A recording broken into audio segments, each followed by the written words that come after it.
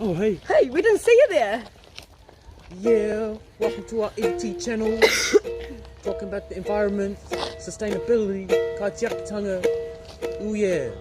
Please like and subscribe at the end of the video as we go on our little hike. Like and subscribe. My name is Kia and I am here to talk to you about preparing and planning before you do your tramp. What we're doing right now is we're tramping. So right here I've got a bag just on the ground there, and inside it I might have a water bottle, a raincoat, a beanie, you know, all that kind of stuff that keeps you warm.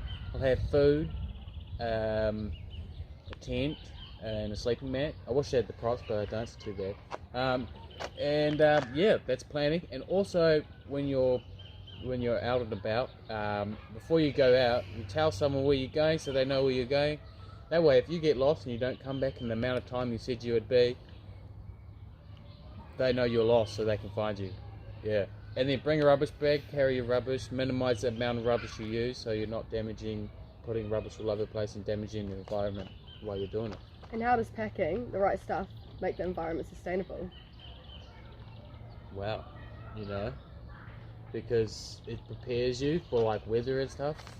Packing the right stuff means you don't have to use the environment around you so much. You just have to use that stuff.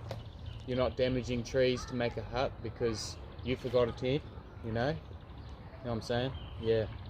Awesome. Wait. It's important that you keep the track. It's important to keep the track because if you walk off track, then you destroy the little plants and the forestry, and that's not good because you've got tracks that are made for you already. Hey.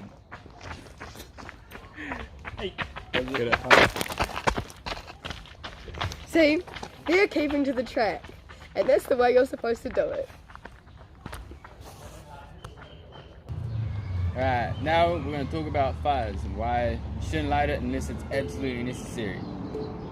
Why can't you light it unless it's absolutely necessary? It does damage to the environment. What type of damage does it do? It ruins the ground, get all black and ashy and gross, and then things can't grow there.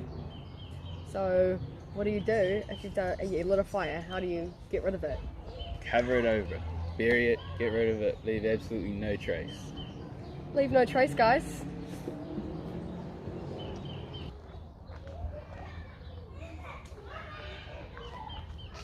Hey, don't pick that. Only if you need it.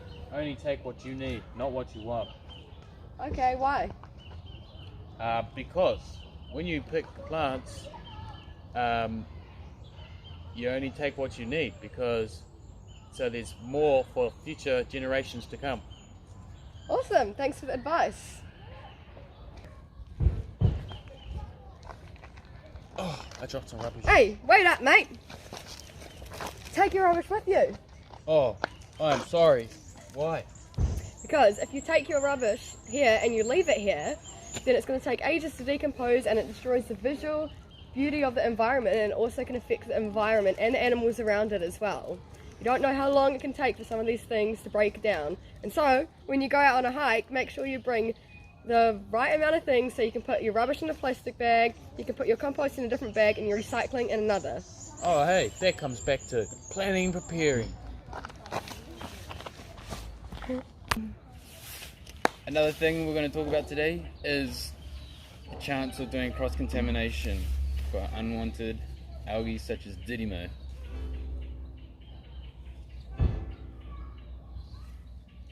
Am I mistaken?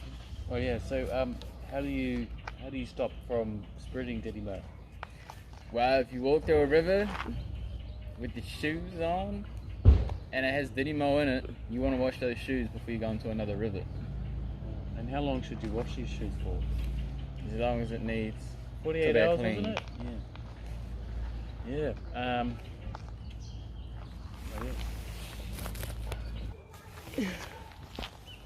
Hi there. We're going to talk about how hiking can impact the environment. How can I do that, Aaron? Wait, what Radio. the... Right. Take too. Hiking can impact the environment in many ways. Rightio. So, only use the facilities provided. You know, so if there's a toilet, use the toilet. Don't make other facilities like a long drop in the middle of the bush because it damages the environment. When you're out hiking, don't tamper with docks, pest control, like the traps and stuff, because they're there to try and kill back the pests that are out and about killing the bird life. And we don't want that to be ruined because New Zealand's bird life is very unique.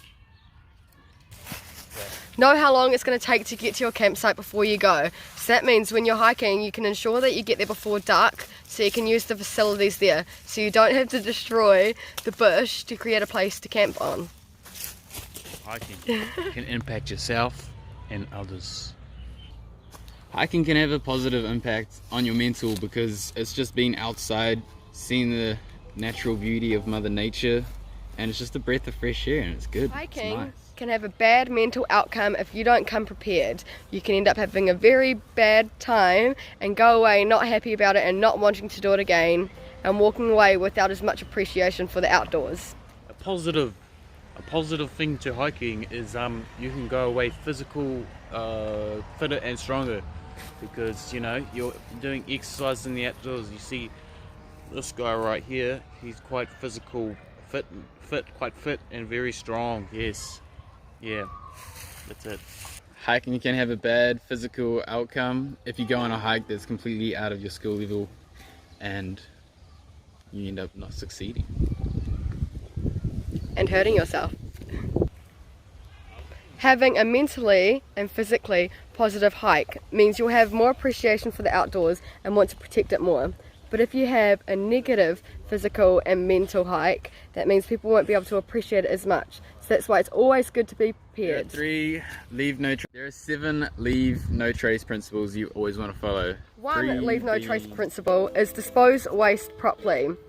You can do that by minimizing your waste when you go in or always ensuring that you're taking the waste out. Also, if you see other waste around lying on the ground, ensure you take it back too. The principle is plan ahead and prepare. Tell others where you're going, make an equipment list and before you're packing and have a plan.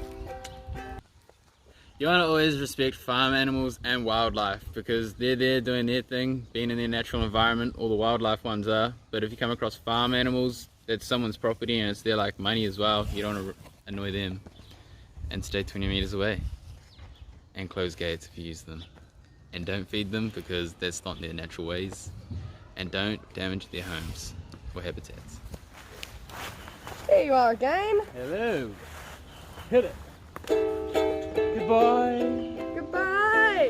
It was nice to see you. Good like to see and you. subscribe at the end of the video. Subscribe. Because it's the end of the video.